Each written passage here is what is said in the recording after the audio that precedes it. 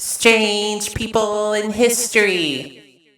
Imagine you're living in Connecticut in the 1880s. It's a Tuesday morning, cold, gray, the kind of day where the air smells like wood smoke and frost. And then you hear it, a sound, a rustling, heavy, rhythmic, getting closer. You look out your kitchen window, and there he is, a man, if you can call him that, covered from head to toe in a suit made entirely of leather, stitched together from tops, roughly 60 pounds of it on his back, wooden soles on his feet, no wagon, no horse, no companion. Just him. And here's the thing, you were expecting him because he's been here before, exactly 34 days ago, and 4 days before that, and 34 days before that, like clockwork, like some kind of leather wrapped ghost hunting your doorstep on a schedule. You leave food on the porch, he takes it. He grunts something, maybe a word, maybe French, maybe nothing at all. And then he walks away, back into the woods, back into whatever mystery he came from. And you won't see him again for exactly 34 days. This is the Kinetic Leatherman. And to this day, no one knows who he really was. So let's go back to the beginning, or at least close to the beginning as anyone can get. Sometime around 1857, some accounts say as early as 1852, a strange figure began appearing in the towns of western Connecticut. Nobody knew where he came from. Nobody knew his name. He just showed up walking. He walked a 365-mile loop, a complete circuit between the Connecticut River and the Hudson River, cutting through at least 41 towns across southwestern Connecticut and southeastern New York. He completed the loop every single 34 days, not approximately 34 days, not roughly 34 days, 34 days every time. Historians have noted that locals could literally set their watches by him. One account says people could step onto their porches on the expected day and just wait, because they knew he was coming, and he never disappointed them. Now let's talk about the outfit, because it is something else entirely. He wore a suit, and I use the word loosely, made of hand-stitched leather patches, hence why I use the term loosely, cobbled together from discarded boot tops. It covered him from his shoulders to his feet. It weighed approximately 60 pounds. Like 60 pounds. That's like strapping a 7-year-old to your body and going for a walk every day for 30 years. And the shoes, wooden soles, not leather boots, wood. You could hear him coming. That's one of the things people remembered most. The rustling and creaking of the leather suit as he moved through the woods was audible from a distance. People would hear the sound and know, oh, he's here. Despite looking frankly terrifying, the enormous, silent, leather-covered man appearing out of the forest, he was by all accounts completely harmless, gentle even. He never threatened anyone at all, never stole anything. He'd approach a house, wait quietly, and accept whatever food was offered. And he had preferences. One local store reportedly kept a record of his usual order, which he paid for himself: 1 loaf of bread, a can of sardines, 1 pound of fancy crackers, a pie, 2 quarts of coffee, 1 gill of brandy, and a bottle of beer. I mean, honestly, respect, right? He also refused meat on Fridays and was observed eating on his knees during Lent, suggesting he was most likely Roman Catholic, or at least had been raised that way. These small religious rituals were one of the only personal details we have about him. He didn't sleep in barns or accept offers of indoor shelter, even when people offered. He preferred caves and rock hollows along his route. He had a network of them, dozens of natural shelters he returned to with each loop. He kept them clean, orderly. He stocked them with firewood. A few of these caves still exist today and are named after him, Leatherman's Cave. He walked this circuit winter, summer, rain, and snow for over 30 years. Over 100,000 miles total, without stopping, without explaining himself, without ever telling a single soul his name. Now, people being people, they couldn't leave the mystery alone. And in 1884, a story appeared in the Waterbury Daily American that would follow the Leatherman forever, even into death. The story claimed his name was Jules Bourgelat, a young man from Lyon, France, and it went like this.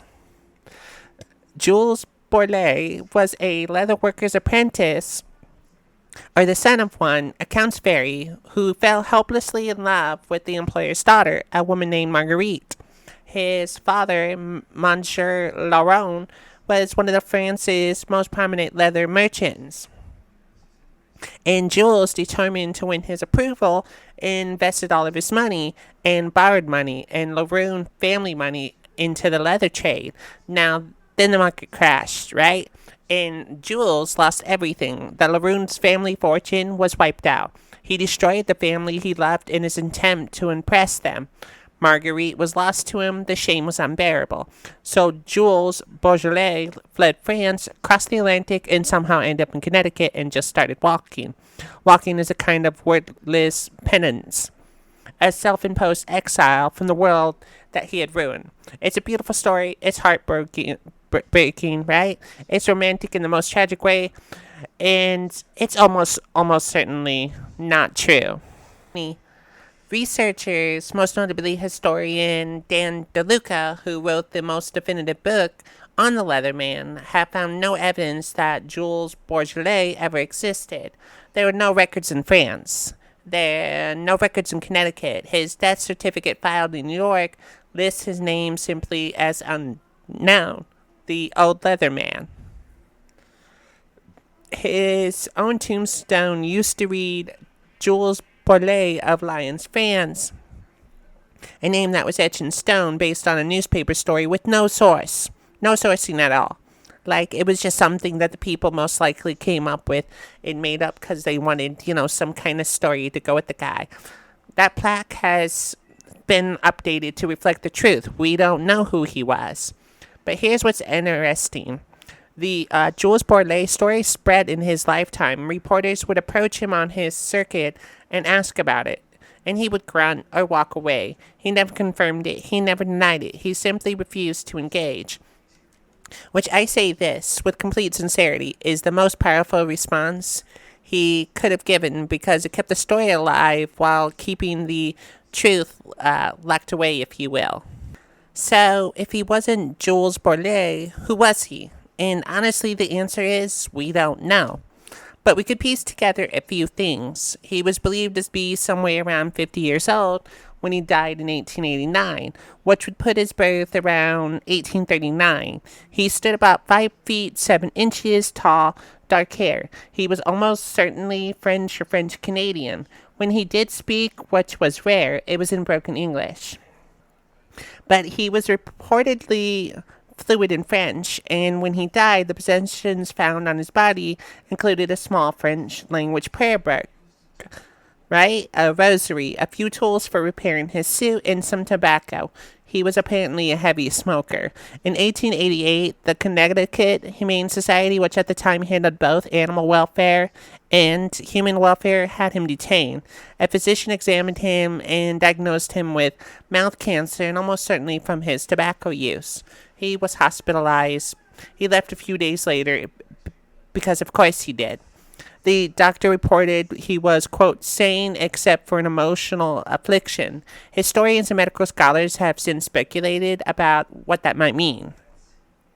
Some have suggested autism, others a severe trauma response, others a deliberate religious or philosophical vow of silence or wondering. We really don't know. We can't know.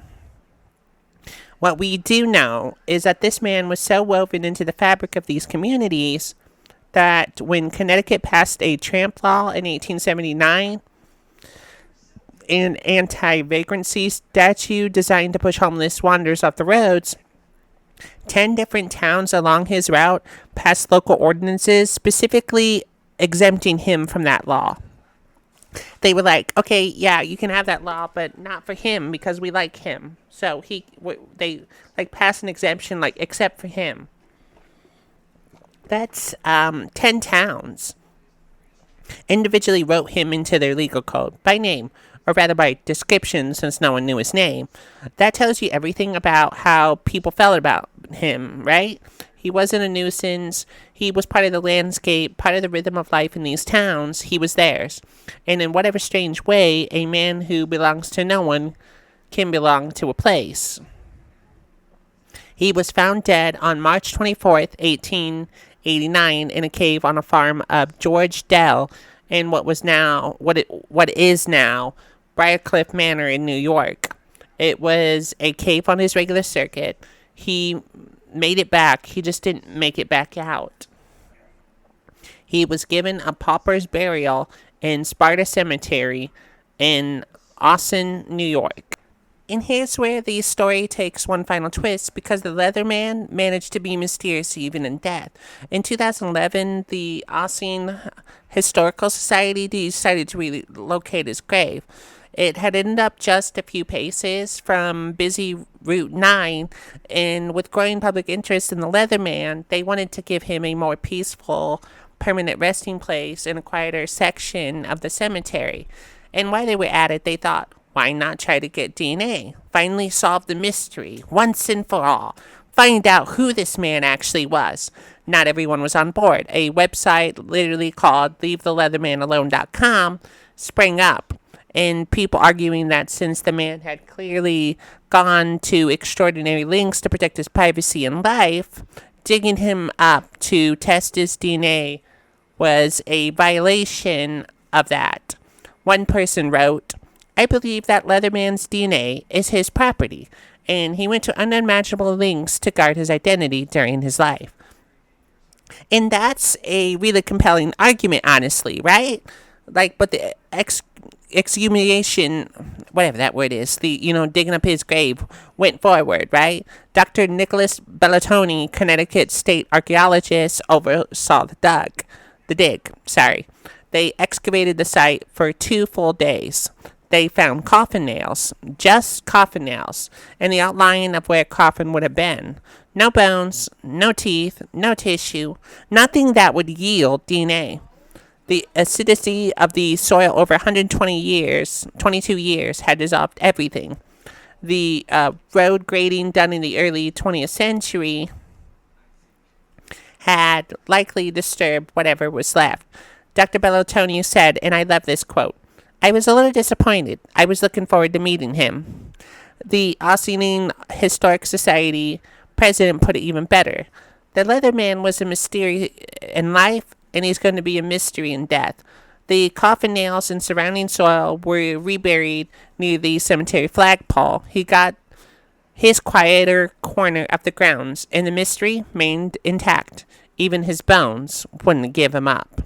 Here's the thing about people, like the Leatherman, when someone is mysterious enough, when they become enough of a fixture in a community, folklore fills the gaps that facts can't. People say his ghost still walks the caves along his circuit. The cave in Black Rock State Park in Watertown, Connecticut, reachable today on Mattatuck Trail, is known spot for your paranormal enthusiasts, which this kind of fits in with our other podcast, Bizarre Ones, even though this one that you're listening to is Strange People in History.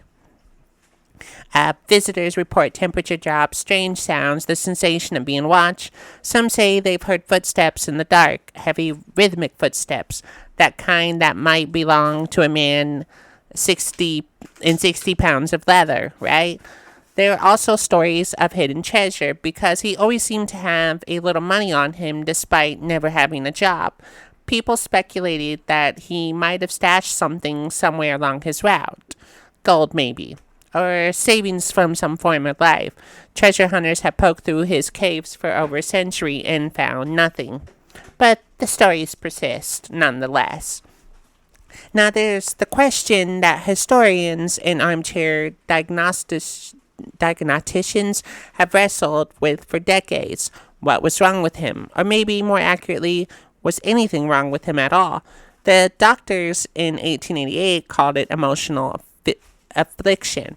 Some modern researchers have suggested autism. The rigid, repetitive route, the sensory comfort of the leather suit, the difficulty with verbal communication. Others have suggested a traumatic vow of silence or a religious practice, or simply a man who found that life had worked for him and wasn't interested in explaining it to anyone. Maybe he was running from something. Maybe he was walking towards something. Maybe the walking itself was the point. We don't know. We may never know. And I think in some ways that's exactly what he would have wanted. The Connecticut Leatherman walked over 100,000 miles in his lifetime. He did it alone, in silence, in 60 pounds of homemade leather, through brutal New England winters, through heat, rain, and snow. That's why he's in this Strange People in History video that you're watching. He passed through 41 towns across 2 states. He was photographed, written about in newspapers, diagnosed, arrested, released, exempted from law by people who didn't even know his name. He inspired a website after his death dedicated to leaving him alone. And after all that, after everything, he kept his secret. His identity, his past, his reasons, all of it went into the ground with him and dissolved into the Connecticut soil. What is left is a legend, the caves with his name on them, the communities that still tell his story, the ghost that some people swear still walks the old circuit, right on schedule, 34 days between visits, and a question that no one in over 160 years has been able to answer is who was the man in the leather suit. And that has been this Strange People in History video. We obviously did something a little different with this one, where you saw the pictures and all that stuff. If you like this kind of content, hit that subscribe button and the notification bell to be notified of future Strange People in History videos. I don't know when the next one's going to be up. Hopefully we'll be able to get to one. And also comment in the comment section if you ever heard this story of this strange person in history. We'd love to hear your feedback. Anyways, thank you for watching. I'm Tonya, and this has been Strange People in History. Until next time, stay strange. I would like to begin with a poem in old-fashioned meter. Be good to us, and we'll be good to you. Be good to us, and we'll